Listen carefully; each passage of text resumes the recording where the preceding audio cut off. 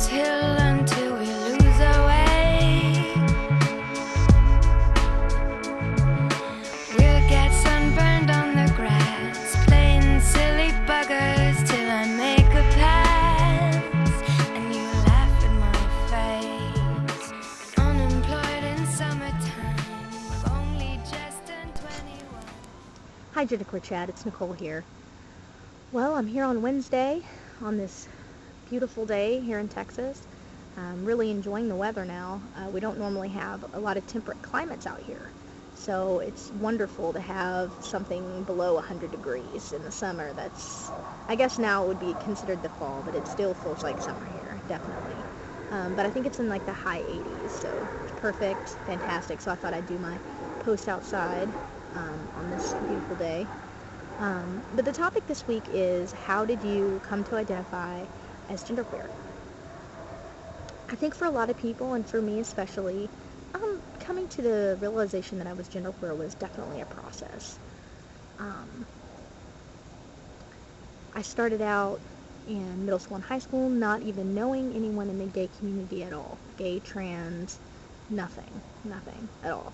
I knew what gay was, and I'm talking up until I was probably 16 years old. I was just really sheltered because of where I grew up. It was super small, and there wasn't, if there were gay people, they certainly weren't out and about and talking about it. So as I grew up, like my senior year or so, of course, I started to dabble on the internet as far as finding, more expressive people that I related with a little bit more than my town. And that's when I started to make some trans friends.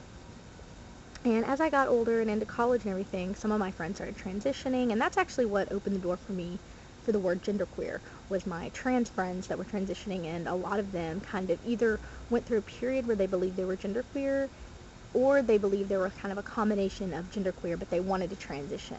So they were sort of the meld of genderqueer and trans together.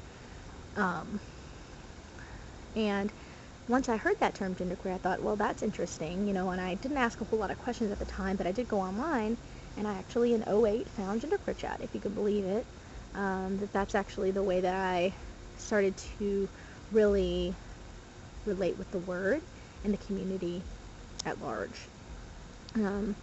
But for a very long time, I identified as lesbian, and I know that gender and sexuality are different. But that's definitely how I define myself in every way, and I didn't really think of those two things. I didn't think they could be separate. I didn't understand that part because I didn't have the education and the vocabulary or the experience to do that. So,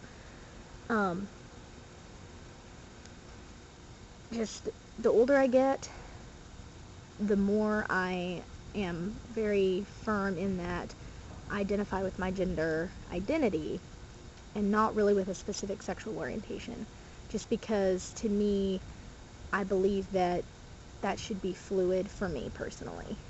I believe that I should always keep that part of myself open and not cut off romantic interaction with people based on their genitals. It's just the principle of it. I'm just not comfortable doing that. I'm not comfortable labeling myself in a gendered way.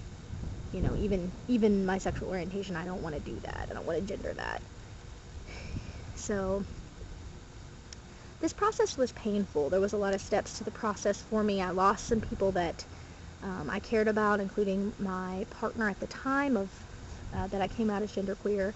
I don't know if it was specifically because I was genderqueer, but that definitely played a factor in why we broke up. And that was hard. That was difficult. But I have to say that now that I have people out of my life that don't accept me fully for who I am, now I really truly am so happy and in a really great place, and have people around me that love me and accept me for who I am. So that is my journey thus far. I hope that things keep changing throughout my life, that I am never sold on one idea or I'm closed off to any type of expression that I might find positive, but I know that I will always be genderqueer, and that won't change, and that's something that I love and that I've really enjoyed finding out about myself, and enjoy expressing each day I just love it. It's so freeing. So I guess that's my story. As far as something I'd like to do for fun, of course I like to make vlogs. I also love music, a lot of different kinds of things about music. One of which would be, one of my passions is making mix CDs. Absolutely adore making mixes. I do this a lot for people when they need it most, or when I first become friends with them. I'm really good at kind of taking, maybe a few top bands, finding things that sound similar, and making them a mix CD they'd love. I just really like to do that. It's something that I feel is important. Also, I am in school for music therapy, so I love to play instruments and sing. Maybe I'll post a video or like an attachment to this, maybe, if I can get down to a piano in time, because I don't want to do it on a keyboard. It's not the same. But anyway, I'll try to post that because I do love all kinds of music. I'm learning multiple instruments at the moment at school. So really most of my interests lie there in music. I also love live music, going to concerts, etc., all that kind of stuff. It's almost like a spiritual experience for me to go to a concert that is really great and that you feel the energy from the crowd. It's fantastic. There's absolutely nothing like it. And I also love to be on stage as well, in certain situations. So just all around, love performance, love art of all kind, but especially music. And I am a little bit of a music hoarder, just a little bit. But that's okay. There could be worse things. I could be hoarding. So yeah. But I guess that's it. If you guys have any questions or want me to expand on anything, let me know and I will do that. Alright, you guys have a great week.